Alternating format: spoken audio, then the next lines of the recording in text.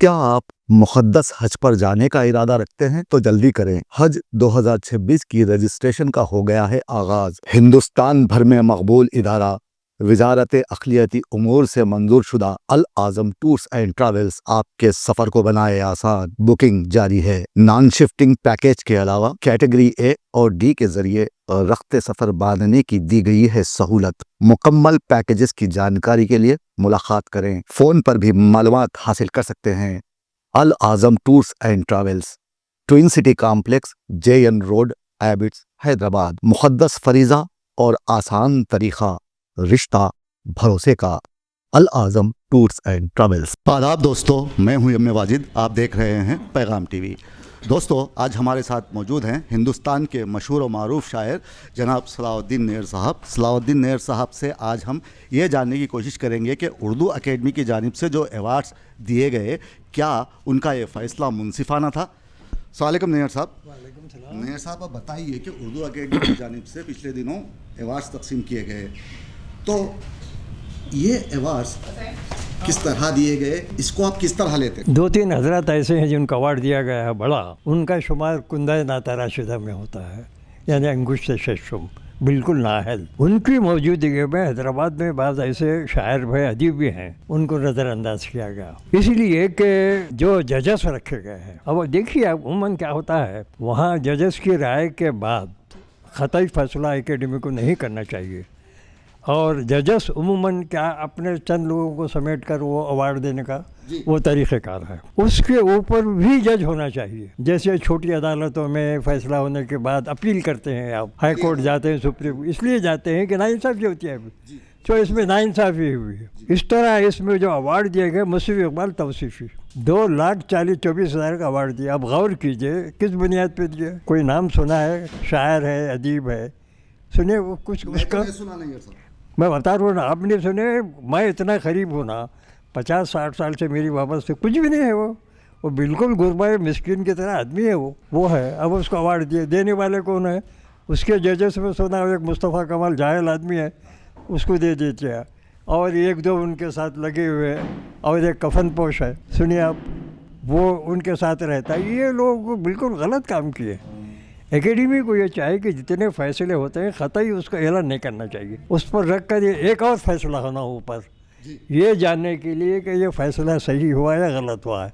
लेकिन बिल्कुल गलत हुआ है। मैं ये कहना चाहूँगा कि मोहसिन जलगानवी को दिए, वो शख्स जो है गैर रियासती है, यहाँ का है ही नहीं, यहाँ का है नहीं, रेलवे में मुलाजिमत है, रिटायरमेंट जा रहा। अब उसको अवार्ड देना, और उससे बड़े शायर जिनके अदबी पोजीशन है, सहाफ़ी के हैसियत से उनकी पोजीशन है, शायराना हैसियत है, उनको भी नज़रअंदाज किया है। नज़रअंदाज इसलिए कि 2 बातें बताना चाहूँगा मैं। ये हमारे पास के एकेडमी के जो लोग हैं वो बिल्कुल नाहिल किस्म के लोग हैं। जैसा मैंने कहा ना कि एक जजमेंट आने के बाद ऊपर फिर उसको देखना कि ये किस हद तक सही हुआ नहीं हुआ। ये एक डायरेक्टर आया था, सफ़ीउल्लाह कोई थे, समझे आप, डायरेक्टर सफ़ीउल्लाह साहब से उससे गुफ्तगू हुई। हम जब उर्दू मसाइल पर बात कर रहे, बोला ज़्यादा बात कर रहे तो पुलिस को बुला, तो बोला ये क्या बात हुई? आप बोलिए, जाहिलों के जैसा एक डायरेक्टर है, आप ज़्यादा सवालात करेंगे तो मैं पुलिस को बुलाऊंगा। कुछ वो दबाव है भाई, जाहिल आदमी है, उसको लाके बैठा दिए, इसका मतलब है कि उसको लाया है कि उसको लाके डायरेक्टर बना दिए।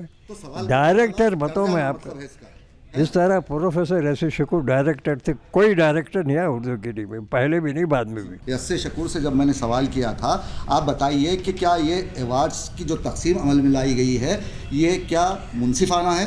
तो उन्होंने मुझे जवाब दिया था कि हाँ मुनसिफाना है, और ये अवार्ड सही दिए गए हैं, और आप कह रहे हैं कि गैर मुनसिफाना है। ये कैसे हुआ? नहीं, इस वजह से कि यहाँ जानबदारी से काम लिया शकूर साहब, हालांकि बहुत सीधे आदमी है और सही आदमी है। उन्हें हैरत है कि उन्होंने ऐसे क्यों बात कही। आप ये बताइए, मैं बड़ी बात नहीं कर सकता। हैदराबाद में बाज़ ऐसे सहाफ़ी हैं और बाज़ ऐसे शायर हैं, मैं सवाल करता हूँ, अगर से शख्सी है, क्यों सलाहुद्दीन नैयर को अवार्ड नहीं दिया गया? जी बिल्कुल सही, दुरुस्त है सवाल आपका। वो लोग जो है ना, मैं क्या अर्ज़ करूँ मैं आपसे, उनकी हैसियत कुछ भी नहीं है मेरे मुकाबले में। मेरी पोजीशन तो राजकवि की पोजीशन है। मुझे सरकारी अवार्ड जब तेलंगाना बना तो रियासत के सबसे पहले और बड़े शायर, उर्दू शायर को राजकवि की पोजीशन का अवार्ड दिया। अब उसका अवार्ड को नज़रअंदाज करते तो बाज़ लोगों का ख्याल ये है नैयर साहब, राजकवि का जब आपको अवार्ड मिल चुका है तो फिर निचले अवार्ड्स लेने की क्या ज़रूरत है? मैं बताना चाहूँगा कि वो दो हिस्से अलग, वो गवर्नमेंट का अवार्ड है, वो गवर्नमेंट का, और ये ज़ैली है, एकेडमी जो है गवर्नमेंट की ज़ैली कमेटी है, ये इसका अलग अवार्ड मिलना चाहिए। ये जहन गलत है। सही है। अगर ये आपके जहन में ये है कि उनको सरकारी अवार्ड मिल चुका है तो नहीं, गलत बात है। ये दो हिस्से हैं यहाँ, गवर्नमेंट के अवार्ड्स अलग होते हैं, ये दूसरे जो ज़ैली एकेडमी वगैरह के मुक्त। अब आप देखिए साहित्य एकेडमी के अवार्ड भी बता रहा हूँ मैं आपसे, वहाँ भी ऐसी है।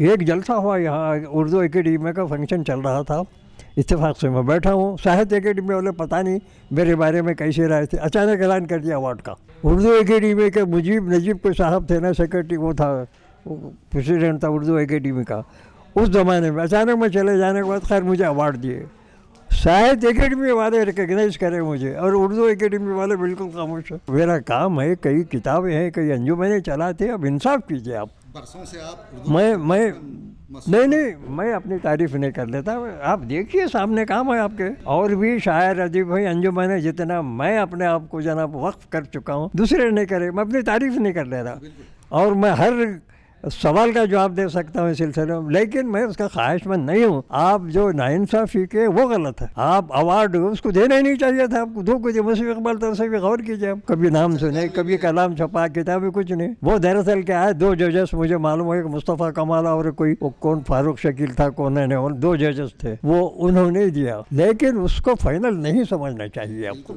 अब मैं चेयरमैन से आज बात किया, वो नहीं आज बात आने वाला था, इसी पर बात करने वाला हूँ कि मैं अदालत में, उर्दू की अदालत में मैं हूँ, मेरे साथ नाइंसाफ़ी हुई है, आप ये जो अवार्ड ये है बताइए आपके। तो उन्होंने बोले नहीं साहब मैं आज तो नहीं आ रहा, मैं आऊँगा। उर्दू एकेडमी के जो चेयरमैन है उससे बात होती रहती है, आज भी बात हो गई।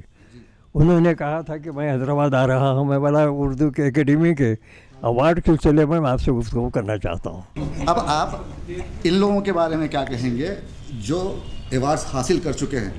देखिए साहब, ये रोज़ अप टू द मार्क नहीं है, उनके साथ उनको कहना चाहिए कि बख्शिश के तौर पर दी गई, सही इंसाफ नहीं किया। मैंने कहा ना, जजमेंट के बाद भी एक जजमेंट ऊपर रहना सही जानने के, उस वास्ते कि पहला जो जजमेंट देते हैं वो सिफारिशी होता है। एकेडमी अगर ईमानदार है, सही काम कर रही है, तो उसको ये चाहिए कि उसके बाद भी ये फैसला आया है, ऐलान नहीं करना, वो ये आया है। और यहाँ से और भी सीनियर लोग हैं, बहुत सीनियर हमारे पास सीनियर लोग हैं, उसको अवार्ड नहीं देते। मैं ये कहना चाहूँगा उस्मान शहीद इंतकाल होगा, बादस मर जब विकारुद्दीन एडिटर उसको दे देते हैं, तो उनको अवार्ड क्यों नहीं देते साहब? और हैदराबाद में बता रहा हूँ मैं, 4 टीवी है, आपका टीवी है, आज तक कारनामा हयात अवार्ड नहीं मिला। और 50,000 का अवार्ड जो मिला, दो मिसालें, एक साहब बोलते हैं फट के चिंदियाँ हो गई, वो ये कहना चाह रहे हैं कि आपकी हालत ख़राब हो गई है, माशी हालत, मफलूकुल हालत, फट के चिंदियाँ, उसको 50,000 रुपये दीजिए कारनामा हयात। और एक शायर है मिजाया, सुने बैगन की शायरी किताब है उसकी, उसको दीजिए। सवाल ये है कि कैसा देते भैया आप? एक गाली दे रहे हैं, बैगन की शायरी बोल रहा, फट के चिंदियाँ,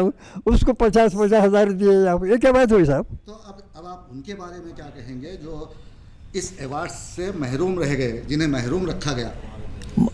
अब उनको क्या है, देखिए अगर उनमें शराफत है, शख्सी और ख़ानदानी शराफत है, तो उनको ये चाहिए कि जो लोग नज़रअंदाज किए गए हैं, ये ज़रूरी नहीं है कि साल में एक अवार्ड, कभी भी दे सकते हैं आप अवार्ड के लिए। वो साल हर मार्च अप्रैल में जो देते हैं ज़रूरी नहीं है। आपको ये चाहिए कि जो सीनियर आदमी, जैसे सदर, जैसे मैंने कहा, वो हमारा एजाज फर्रुख को आज तक नहीं दिया।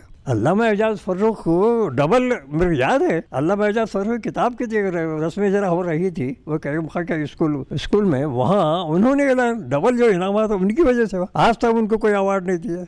ये सही है क्या, बताइए आप? ये सवाल है, क्या कर रहे हैं शहर के, क्या लोग क्या कर रहे हैं? शहर के बड़े बड़े अखबारात लिखते हैं, इस मौजू पर क्यों नहीं लिखते आप? न तो उस्मान शहीद को दिया गया अवार्ड जनाब, बादस मर के ज़िंदगी में भी नहीं दिया गया, बाद में भी दे सकते हैं। अल्लामा जफर नजराना नहीं कर सकते आप, बहुत अच्छे काबिल आदमी बहुत हैं, कुछ भी नहीं है। तो ये जो चल रहा है ये नई बात नहीं है, पहले भी हुआ, लेकिन शुक्र साहब के ज़माने में ऐसा नहीं हुआ।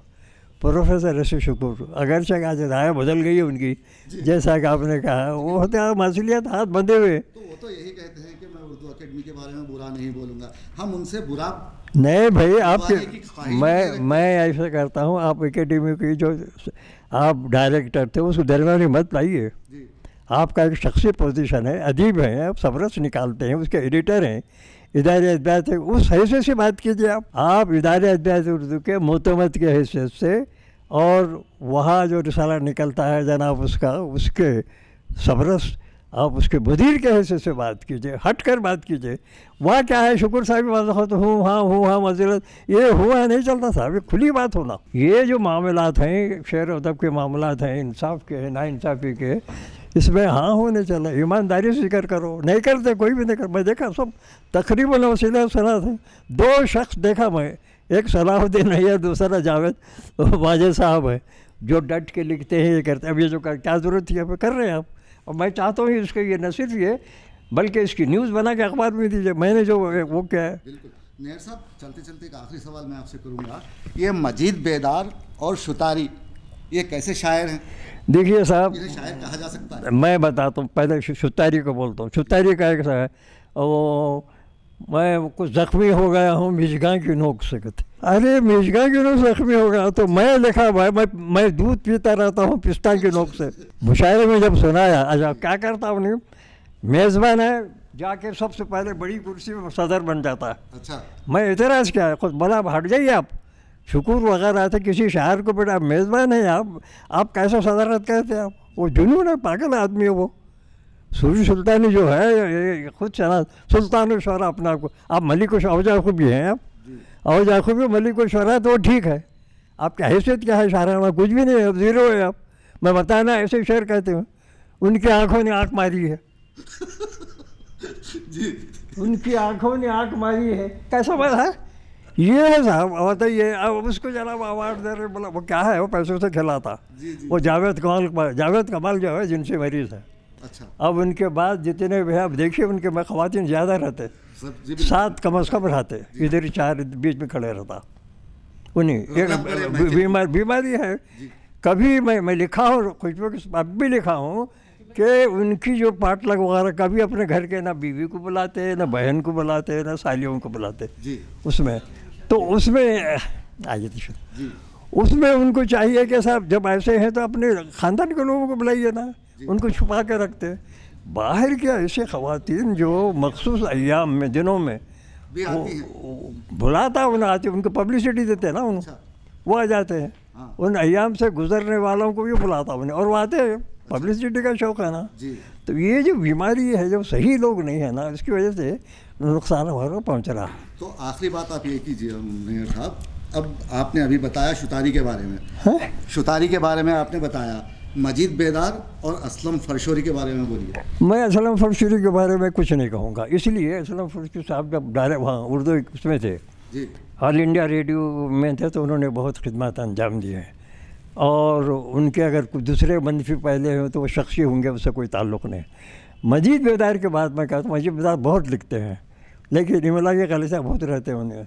नुमाई एक मजमून में सबरस में छपा है, 8 सफ़े का मजमून, 24 जगह उन्होंने नुमाइंदगी का इमला गलत लिखा है। नुमाइंदगी है, नीचे 2 नुक्ते हैं, नुक्ते नहीं लगाते हो। तो अच्छा, उनका एक जुमला है कि शोरा के महफिल मुशायरा को शोरा का झुंड बोला। ये किताब में है उनका, एक किताब छपी है, उसको बोला, हाँ ये बोला कि साहब ये है शोरा के झुंड, मुल्ला वजी जिक्र करते, मुल्ला वजी शोरा के झुंड में। अरे शोरा के झुंड, महफिल मुशायरा का झुंड कैसा होता है साहब? ये ऐसे अजीब लिखता बहुत है ना। तो ये अब बोलना कौन बोला, मैं तो लिखता है तुम्हारा भाई, यहाँ निशानदेही कर तुम, मैं तनकीद नहीं करता भाई, ये है नज़रसानी कीजिए, नज़रसानी कोई तैयार नहीं करने के लिए। शुक्रिया नेयर साहब बहुत। మీరు డయాబెటిక్తో బాధపడుతున్నారా? ఏమి బాధపడొద్దండి, ఎందుకంటే మీ ఆరోగ్య ప్రయోజనం కోసం కొన్ని మార్పులు అవసరం. అందుకే మీ యాపిల్ డయాగ్నోస్టిక్ మెడికల్ సెంటర్ అందిస్తుంది ఒక ఆరోగ్య పథకం. కేవలం 1199 రూపాయలతో మీ ఆరోగ్య పరీక్షలు నిర్వహిస్తాం. ఏమండి, ఒక క్షణవాడండి, మీ ఆరోగ్య పరీక్షలే కాదు, మీ ఆరోగ్యాన్ని కూడా చూసుకోవాల్సిన బాధ్యత మాదే. అందుకే ఉచితంగా మీకు మిల్లెట్ బ్రేక్ఫాస్ట్ కూడా అందిస్తున్నాం. ఎందుకంటే ఆరోగ్యం నిజమైన సంపద. మీ ఫ్యామిలీకి ఇది సురక్షిత మార్గం. చిన్న పనులు, పెద్ద ప్రయోజనాలు. సంప్రదించండి Kukatpally Apple diagnostic centre, 8008804014, Moosapet Apple diagnostic centre 9000097980. గుర్తుపెట్టుకోండి, ఆరోగ్యమైన జీవితం ఒక అమూల్యమైన వరం. సంప్రదించండి యాపిల్ డయాగ్నోస్టిక్ సెంటర్స్. पैगाम टीवी, आवाज आपकी.